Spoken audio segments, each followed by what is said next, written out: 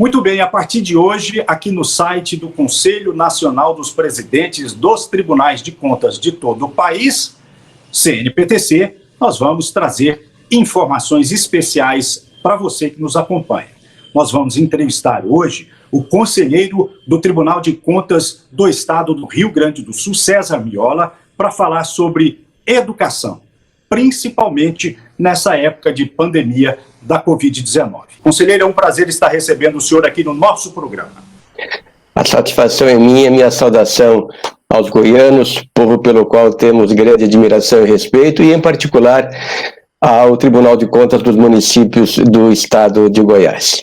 O conselheiro Joaquim de Castro manda um abraço para o senhor, um grande admirador, como todos nós, pelo trabalho excelente que o senhor faz, principalmente agora pegando essa bandeira da educação, no momento que nós estamos passando por essa dificuldade na saúde, na economia, e a educação, ela só não é imediata, como ela é o nosso futuro também. Conselheiro, como o senhor está trabalhando frente ao IRB nesse momento tão importante que o Brasil está passando?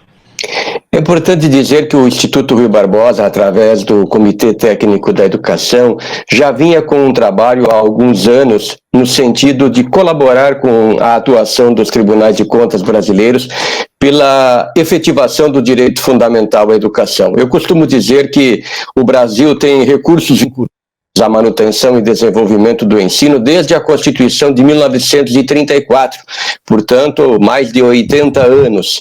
Houve uma interrupção em 1937, outra em 1967, nessas constituições, em momentos históricos cuja compreensão fica relativamente fácil. Mas, historicamente, houve a vinculação de recursos, eu dizia, mas nem por isso nós tivemos grandes avanços ao longo da história. Melhorias, sim, mas insuficientes.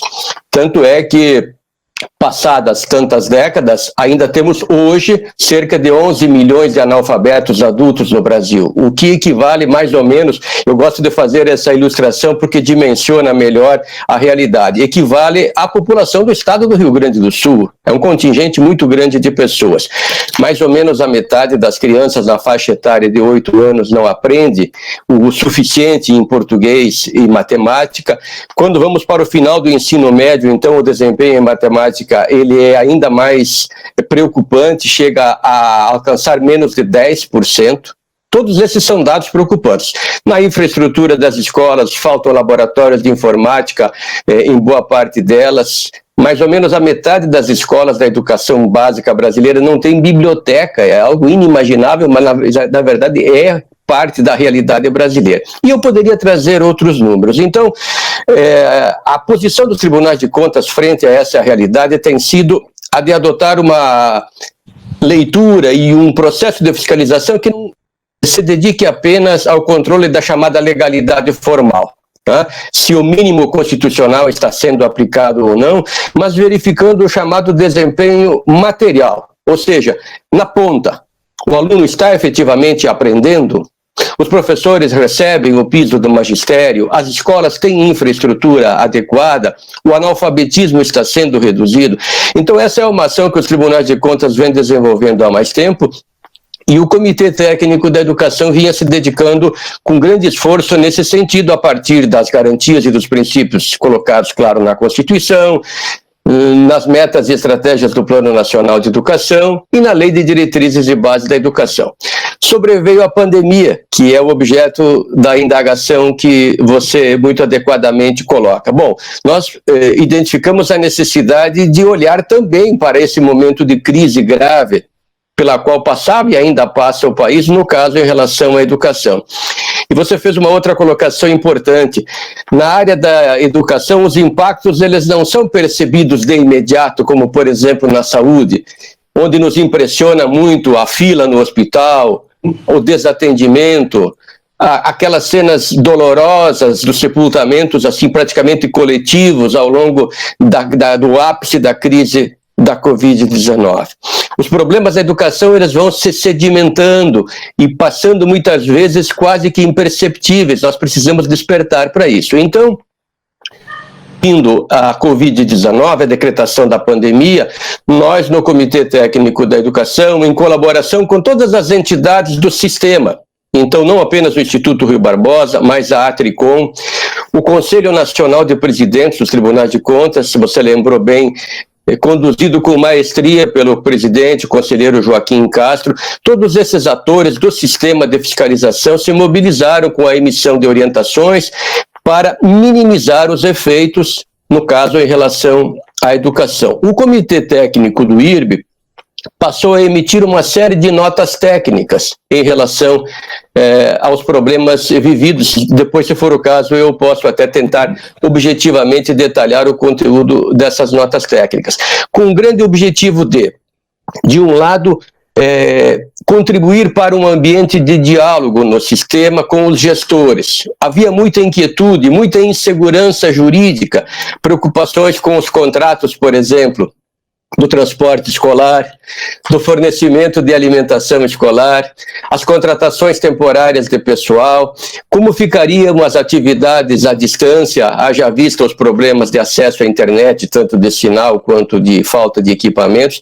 Então, as nossas notas técnicas foram se dedicando a esses temas pontuais, de maneira que a última delas, que é a de número 6, ela procurou consolidar o teor das anteriores, fazendo uma compilação dessas orientações dirigidas aos tribunais de contas e também insistindo muito nesse aspecto, de que a complexidade é tamanha que nós não podemos imaginar que um ator governamental isoladamente vai encontrar soluções. Veja-se o verdadeiro drama vivido no país nestes dias em relação à volta às aulas. Os dissensos, as inquietudes, as preocupações dos pais, das famílias, dos professores, tudo isso. E cada estado trabalhando de uma forma, né, pode se voltar como se a pandemia ela fosse diferente em cada lugar, né? Um estado decide voltar, o outro não decide voltar. Lógico que leva-se em consideração as questões de saúde, né, como está a realidade da saúde em cada estado, em cada município, mas bem como o senhor disse também, historicamente nós temos uma educação extremamente deficitária e hoje nós não estamos vendo os alunos nas escolas e, além disso, não é dada a condição para que possamos realmente passar por esse momento da pandemia, né? Os alunos estão fora das escolas. Exato. Poucas exceções que retornaram. Isso. E essa é uma preocupação grande porque, embora haja um esforço, e eu gosto muito de reconhecer isso, dos gestores educacionais, a sua grande maioria, dos professores, dos coordenadores pedagógicos, enfim, todos os profissionais que atuam no sistema de educação, repito, uma dedicação comovedora desses profissionais, a grande maioria, e é preciso reconhecer isso. Mas faltam instrumentos para a maioria. Eu falava no acesso à internet. Há um grande contingente de alunos que não conseguiu acessar qualquer plataforma eletrônica durante esse período. Professores se esforçando para transferir conteúdos de formas alternativas. Nós mesmos, no Comitê da Educação do IRB, estamos agora apoiando um trabalho para que se use também o rádio, não é? Você é um profissional da área da comunicação, sabe bem a importância que o rádio tem em todo o Brasil. Então, se nós não temos uma solução adequada, e não temos para muitos estudantes brasileiros, a ideia é encontrar alternativas. E o rádio pode ser muito útil nesse sentido, porque ele cobre todo o território nacional. Então, recentemente, inclusive, foi lançado um trabalho aqui pelo Núcleo de Rádio da Universidade Federal do Rio Grande do Sul, chamado 10 Passos para o Ensino Emergencial no Rádio em Tempos de Covid-19. Então, as entidades do sistema, todas estão apoiando a divulgação desse trabalho, feito no ambiente da universidade pública, para ajudar os professores, por exemplo, na preparação de aulas, de conteúdo. O download desse livro pode ser feito gratuitamente na internet. Então, são alternativas que vão sendo encontradas. Tudo isso para quê? Mais do que a transmissão de conteúdos propriamente, daqueles elementos contidos na Base Nacional Comum Curricular, é que não se percam os vínculos que a criança, que o adolescente, que o jovem não abandone a escola, porque este é o problema maior. O Brasil já tinha um problema muito sério de abandono e de evasão. O UNICEF estimava que no início deste ano letivo de 2020, cerca de 2 milhões de crianças, adolescentes e jovens não voltariam para o sistema, porque é um problema já histórico. Imaginemos agora o que está acontecendo no Brasil nesse contexto de distanciamento. Então, a volta às aulas é uma dificuldade, todos nós reconhecemos, inclusive em Goiás. Há um projeto muito interessante que eu gosto de saudar, porque me envolvi diretamente na sua construção, que é o GAEP, um gabinete construído a partir da atuação dos 2 tribunais de contas do estado de Goiás, o TCE e o TCM, com representantes do sistema de justiça, administradores públicos, sociedade civil, com a contribuição decisiva do Instituto Articule, que faz essa coordenação e mediação, para ajudar a encontrar caminhos durante esse período de pandemia. O conselheiro Fabrício Mota, que está muito ligado a esse movimento educacional em todo o Brasil, também para que a gente possa salvar o mínimo dos nossos estudantes neste momento, podemos dizer assim, tão caótico, né? Aqui no Tribunal de Contas dos Municípios, conselheiro, está acontecendo conferências, videoconferências com os conselheiros sociais, conselheiros de educação, para que eles possam, dando orientação, para que eles possam auxiliar lá na ponta, que é uma preocupação dos tribunais. Como o senhor disse, não é apenas ver se o Estado ou o município está investindo aquele número suficiente, aquilo que determina a Constituição, na educação, mas qual resultado está vindo disso aí, desse trabalho de investimento na educação. O tribunal, os tribunais, o senhor que está à frente desse processo também, junto ao IRB, está acompanhando de perto cada estado, cada município? Nós estamos procurando colaborar com os tribunais, porque veja você, somos 26 estados, mais o Distrito Federal, e mais de 5.500 municípios. Todos esses entes federativos atendem mais de 40 milhões de estudantes da educação básica brasileira, porque o universo de alunos na educação básica, ele é em torno de 48 milhões, mas 80% do total é atendido nas redes públicas, numa capilaridade muito grande nesse país que é um verdadeiro continente. Então, cada Tribunal de Contas procura desenvolver uma ação de fiscalização e de acompanhamento de acordo com a sua realidade local. Agora, nos falta, do ponto de vista do país, uma atuação mais proativa do próprio Ministério da Educação, porque embora devam ser preservadas as realidades locais e regionais, você também lembrou isso antes, é preciso um olhar global sobre a política pública da educação. Então, os gestores locais e dos estados e do Distrito Federal vão se movimentando de acordo com as suas possibilidades, com a articulação do CONSED, da Undime, dos conselhos de educação, no caso o Fórum dos Conselhos Estaduais e dos Conselhos Municipais, que é a UNCM, todos trabalhando com muita determinação e com muito espírito público, mas essa atuação do ponto de vista do Ministério seria muito importante para coordenar, articular, promover discussões. Então, os tribunais, eles não administram, eles não podem determinar condutas aos administradores, por exemplo, em relação à volta às aulas, são decisões da autoridade sanitária, da autoridade educacional, mas os tribunais de contas têm chamado a atenção para a necessidade de observar requisitos, cuidados, não apenas saúde, digamos assim, física das pessoas, mas também o atendimento socioemocional, a necessidade de treinar os profissionais da educação para essa volta, porque nós estamos aí há mais de 6 meses sem atividades em sala de aula. O ano letivo mal tinha começado, quando as aulas foram interrompidas. E para que nós possamos colocar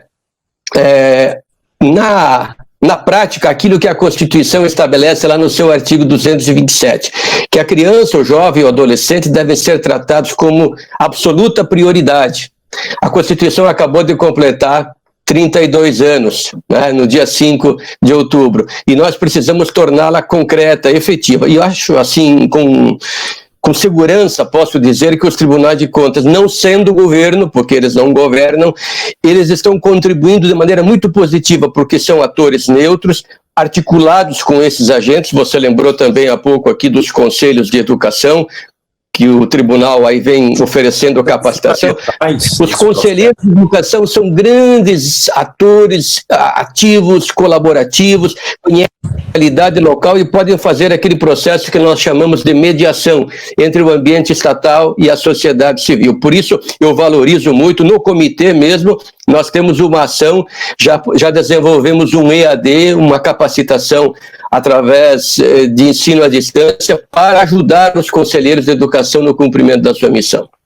Aqui no Tribunal de Contas dos Municípios, nós temos aí o Roberto Coutinho, que acompanha diretamente também essa questão da educação nos municípios aqui, levando uma discussão, acompanhando de perto, não só a aplicação dos recursos, mas também o resultado que traz daquilo ali. Se os alunos estão aprendendo, qual a relação existente entre o poder público municipal e as salas de aula, a relação dos pais com as salas de aulas, que Perfeito. são fundamentais, essa relação é fundamental. Como o senhor disse também, conselheiro, muitos estudantes vão para a escola para comer, porque eles não têm nem mesmo como se alimentar em casa. E, infelizmente, nesse momento de pandemia, há um sofrimento muito grande. É bom saber que o senhor, o tribunal, os tribunais, o Tribunal de Contas do Estado do Rio Grande do Sul e os tribunais do Brasil inteiro estão atuando, não só preocupados, mas estão atuando de forma direta para que nós tenhamos, que essa situação seja amenizada no Brasil. Olha, eu tenho a tranquilidade de afirmar para aquelas pessoas que nos acompanham agora que os tribunais de contas brasileiros estão desempenhando um papel muito importante nesse processo de grave crise pela qual passa o país. E em relação à educação, você lembrou de um tema vital, que é o programa de alimentação escolar. Com a cessação das atividades presenciais, a primeira preocupação que veio à tona para nós do controle foi o tema da merenda. Então, procuramos recomendar aos tribunais que passassem a verificar se, com a cessação das atividades presenciais, havia entrega de alimentação às famílias daquelas crianças matriculadas ou de vouchers para a compra de alimentos, se há regularidade nesse.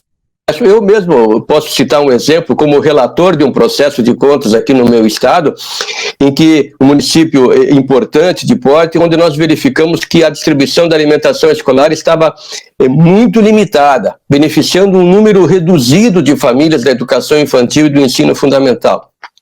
E mercê de uma determinação de natureza cautelar que adotei, houve um incremento muito significativo. Praticamente hoje todas as famílias dessas crianças, adolescentes, jovens estão recebendo alimentação escolar, então o Tribunal de Contas contribuindo diretamente para a garantia desse direito fundamental, porque não se dissocia. A alimentação escolar é um programa que se tornou imprescindível na escola pública brasileira. E os tribunais de contas têm trabalhado nesse sentido, buscando exatamente esse processo. E nós também olhamos, meu caro Lopes, olhamos também para outros aspectos. Por exemplo, o processo de transparência. Se a administração pública vem colocando ao conhecimento da sociedade todas as informações relacionadas não apenas às questões sanitárias, mas na educação, quais são as atividades que vêm sendo desenvolvidas pelo poder público, os mecanismos agora inclusive de enfrentamento no plano orçamentário, agora estão sendo aprovados, remetidos aos legislativos, os projetos de lei para os orçamentos do ano que vem. E há um bordão que diz que lugar de criança é no orçamento público. Se nós não colocarmos recursos suficientes para tal, alguém dirá, mas faltam recursos. Bem, é verdade, não há condições de atender a todas as demandas. Mas a prioridade foi colocada pela Constituição e ela precisa ser traduzida no orçamento. E principalmente nesse ano que a gente tem eleições dos prefeitos e vereadores, né, conselheiro? Conselheiro, nós estamos terminando o nosso programa. Esse é um assunto tão importante que a gente ficaria aqui muito mais tempo debatendo a educação, e os tribunais de contas de todo o país também estão de olho na questão da saúde, estão de olho no orçamento dos estados e das prefeituras, porque isso vai refletir no próximo ano. Os tribunais vão ter que julgar as contas desses atuais prefeitos no momento excepcional de pandemia da Covid-19. Nós agradecemos o senhor, conselheiro, e a gente espera que tenhamos mais participações do senhor aqui no nosso programa, na TV Assembleia Legislativa do Estado de Goiás, nas redes sociais do Tribunal de Contas dos Municípios e também nas redes sociais do CNPTC. Muito obrigado, leve um abraço dos goianos a todos aí do Rio Grande do Sul, conselheiro. Muito obrigado pela atenção. Minha saudação aos goianos, às goianas, aos amigos dos tribunais de contas do Estado de Goiás, em particular do TCM. E um lembrete final, você tocou num ponto fundamental. Temos agora eleições e precisamos olhar o que consta dos planos de governo dos candidatos a prefeito dos municípios brasileiros para enfrentar os reflexos da pandemia em 2021. Não apenas em promessas, mas baseados em evidências, o que será feito para atender, por exemplo, a política pública da educação. Muito obrigado, foi um prazer e uma grande honra estar com vocês. Está vendo que nós teríamos muito mais temas para discutir, conselheiro? Um abraço, com certeza. Senhor, muito obrigado. Olha, muito obrigado, eu que agradeço pelo convite. E você, telespectador, fique ligado nas nossas redes sociais, entre em contato sempre conosco, participe, dê a sua sugestão, reclame, você que deve também acompanhar tudo que acontece nos municípios, nos estados. Um grande abraço para você. Na próxima semana nós estaremos com mais um programa. Até lá.